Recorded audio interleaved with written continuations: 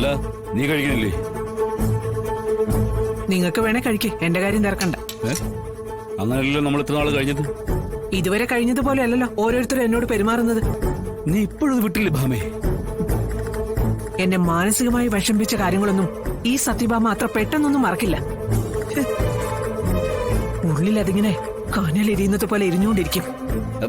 സ്വന്തം മോനോടാ നീ വാശി കാണിക്കുന്ന ഓർക്കണം. ആ എന്റെ ജയം അത് മാത്രമേ ഞാനിപ്പോ നോക്കുന്നുള്ളൂ. പക്ഷെ എവിടാ ഭാമേ നീ ജയിച്ചത്? എപ്പോഴും തോറ്റിട്ടല്ലേ ഉള്ളൂ. ഇപ്പൊ താമസിക്കുന്ന ഈ വാടക വീട് തന്നെ അതിനുള്ള ഏറ്റവും വലിയ ഉദാഹരണമല്ലേ? ദേ നിന്റെ ഈ പോക്കുണ്ടല്ലോ, അത് ഇനിയും വലിയ ദുരിതത്തിലെ ചെന്ന് അവസാനിക്കത്തുള്ളൂ. ആ ഇത് ഞാൻ പറഞ്ഞില്ലെന്ന് വേണ്ട. എങ്ങനെയായാലും ഭാമ ഭാമ തന്നെ ആയിരിക്കും. മറ്റൊരു മുഖം ഈ ഭാമയ്ക്ക് ഉണ്ടാവില്ല. പറയുന്ന വാക്കിനും. എന്നിട്ടാണോ നീ ആ പിള്ളേരോട് ദേഷ്യപ്പെട്ടത്? അയാളടുത്ത് അങ്ങനൊന്നും പറയാൻ പാടില്ലായിരുന്നു.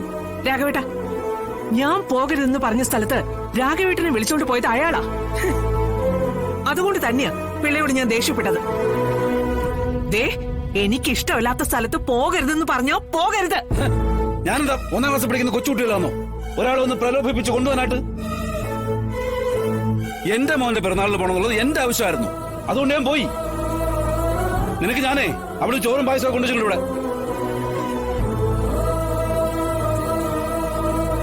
അമ്മയ്ക്ക് കൊണ്ടുവരാൻ തന്നപ്പോഴേ വലിയ സന്തോഷത്തോടെയാ അവനവന്റെ ഭാര്യയും കൂടെ വാഴയിലൊക്കെ വാട്ടി അത് ചോറും കറിയെല്ലാം കൂടെ പൊതിഞ്ഞു കൊണ്ട് തന്നു വിട്ടത്. ഈ പൊതിയിലേ നിനക്ക് കഴിക്കുന്ന ചോറ് മാത്രമല്ല, അവരുടെ രണ്ടുപേരുടെ സ്നേഹം വേണ്ടോളം ഉണ്ട്.